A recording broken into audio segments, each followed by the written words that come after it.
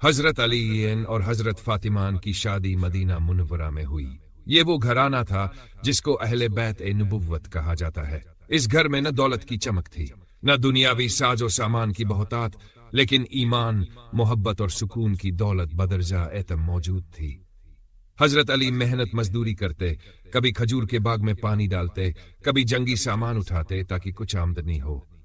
حضرت فاطمہ گھر کے کام کاج میں مشغول رہتی، آٹا پیستی، کھانا پکاتی، بچوں حسن و حسین کی دیکھ بھال کرتی۔ دونوں میاں بیوی کی زندگی محبت سے گزرتی تھی، لیکن انسان ہونے کے ناطے کبھی کبھی اختلاف بھی ہو جاتا۔ ایک دن کسی گھریلو معاملے پر حضرت علی اور حضرت فاطمہ کے درمیان کچھ اختلاف ہو گیا۔ کچھ روایتوں میں آتا ہے کہ بات معمولی گھریلو کامیاں خرچ کی وجہ سے ہوئی۔ حضرت علی کو کنج ہوا تو وہ گھر سے باہر نکل گئے اور مسجد نبوی میں جا کر سو گئے۔ اسی دوران حضرت فاطمہ کو بھی دل میں کوئی دکھ ہوا۔ اب دونوں ہستیاں معمولی اختلاف سے تھوڑا دور ہو گئے۔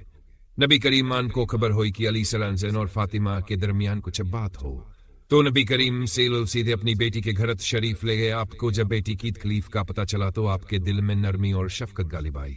آپ نے حضرت فاطمہ سے پوچھا، بیٹی علی کہاں ہے؟ انہوں نے عرض کیا، ابا جان وہ مسجد میں ہے۔ مسجد کا منظر رحمت عالم مسجد میں گئے۔ آپ نے دیکھا کہ حضرت علی مٹی پر لیٹے ہوئے ہیں اور ان کی چادر ایک طرف ہٹی ہوئی ہے۔ آپ علیہ السلام نے اپنے لاڈلے داماد کو جگایا اور محبت سے فرمایا، کم ابا تراب، ابو تراب۔ یہاں سے حضرت علی ننان کا لقب ابو تراب مشہور ہوا، جسے وہ بہت پسند کرتے تھے۔ نبی کریم سے کی نصیحت۔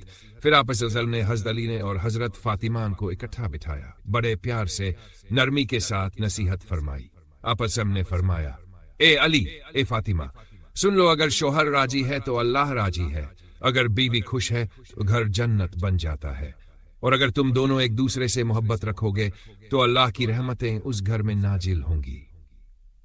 آپ سب نے دونوں کو سمجھایا کہ دنیا کی زندگی وقتی ہے، اصل کامیابی ہے کہ میاں بیوی ایک دوسرے کو سہارا دیں، ایک دوسرے کی کمی کو پورا کریں اور ایک دوسرے کے حقوق کا خیال رکھیں۔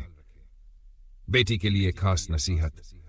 نبی کریم صلی اللہ علیہ وسلم نے اپنی بیٹی سے فرمایا، بیٹی، دنیا کی عورتوں میں سب سے بہترین وہ عورت ہے جو اپنے شوہر کی بات ماننے والی اور اپنے گھر کو سنبھالنے والی ہو۔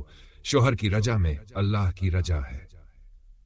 داماد کے لیے خاص نصیحت۔ آپ صلی اللہ علیہ وسلم نے حضرت علی سے فرمایا، اے علی، سن لو، تم فاطمہ کے شوہر ہی نہیں بلکہ میرے اہل بیت کا حصہ ہو۔ اپنی بیوی کے ساتھ نرمی کرو، سختی نہ کرو، اس کا خیال رکھو۔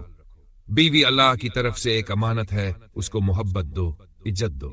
نتیجہ نصیحتیں سننے کے بعد حضرت علی اور حضرت فاطمہ کے درمیان دل کی دوری ختم ہو گئی۔ دونوں نے ایک دوسرے کو راضی کیا اور گھر کا ماحول پھر سے محبت بھرا اور سکون والا بن گیا۔ یہی وجہ ہے کہ تاریخ میں حضرت علی اور حضرت فاطمہ کی زندگی کو ایک مثالی زندگی کہا جاتا ہے۔ سب گھریلو اختلاف معمولی بات ہے، اصل کمال یہ ہے کہ اسے محبت اور حکمت سے ختم کیا جائے۔ نبی کریم صلی اللہ علیہ وسلم کا اسلوب کبھی غصہ نہیں کیا، ہمیشہ نرمی، محبت اور مسکراہٹ کے ساتھ بات کی۔ بیوی کا مقام شوہر کی رجا میں اللہ کی رجا ہے۔ شوہر کا مقام بیوی اللہ کی دی ہوئی امانت ہے، اس کے ساتھ عزت اور محبت کا سلوک کیا جائے۔ اصل جنت کا آغاز گھر سے ہے۔ اگر میاں بیوی راضی ہو تو وہ گھر دنیا میں جنت کا نمونہ بن جاتا ہے۔